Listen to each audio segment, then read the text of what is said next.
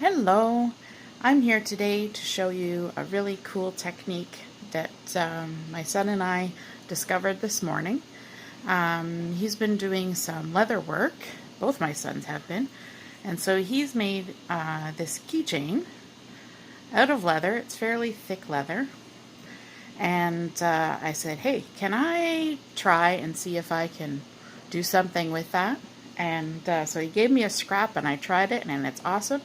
So I'm going to show it to you today. We're going to do some embossing, heat embossing on this. So the first thing we want to use is our anti-static pouch, just to make sure that the embossing powder doesn't stick anywhere that we don't want it. And then we're going to use the Versamark stamping pad, because that is what works best for heat embossing. And we've chosen to use this cute little stamp called Country Horse, and it's going to fit nicely on the size of leather that we're working with.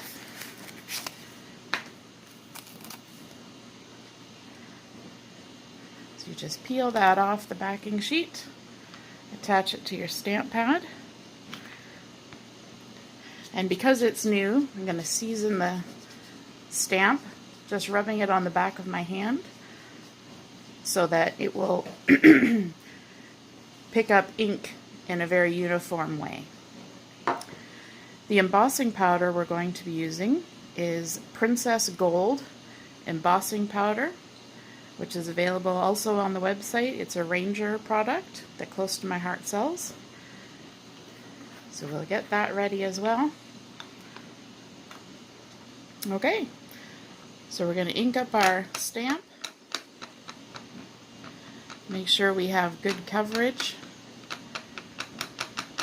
It has some nice fine lines on the stamp, so we want to make sure that we've got all the details showing up when we emboss. And then we're going to just press it right down onto the keychain.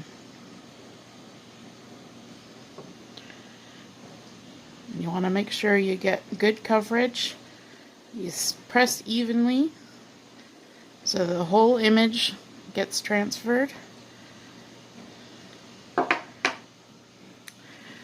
And then using an extra scrap of cardstock to catch the embossing powder, you just liberally add it on there. And don't worry, you're not going to use, the whole jar in 3 projects, because you can just transfer it back into the container.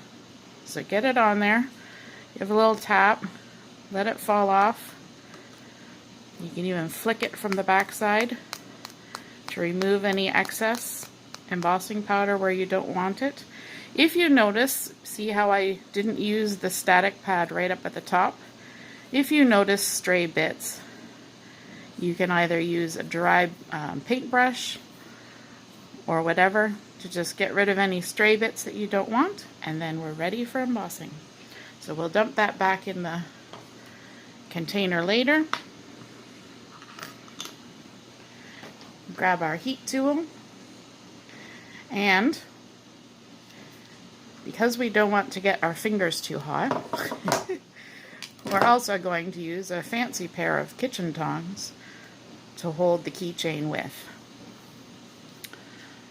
You don't want to heat emboss too close to any surfaces that may be affected by heat.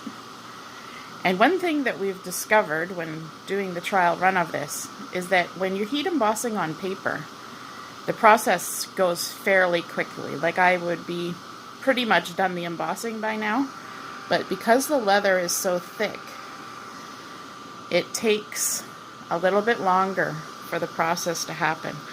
So as you heat it, you will start to see the gold get really shiny, and that's a sign that it's embossing, that the heat is doing its job. So it'll just take a minute. You can see on the nose there, it's starting to get really shiny, so it's working.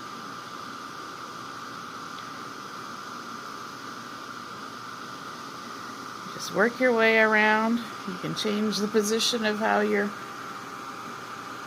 embossing, how you're holding the heat gun.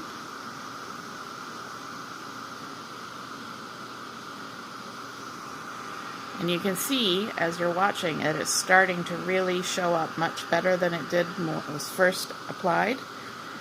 And that's how you know that it's doing the job. It's getting there. There's a few little bits left. When you're embossing with paper, quite often you switch and, you know, do from the back side as well. I don't know if that makes as much difference with a very thick leather.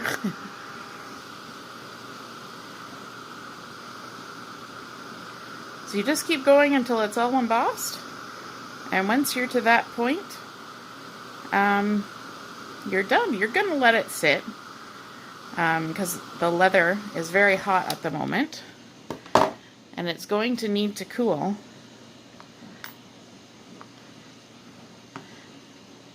But how cool is that? I'm just going to give you a bit of a close-up. Look at that.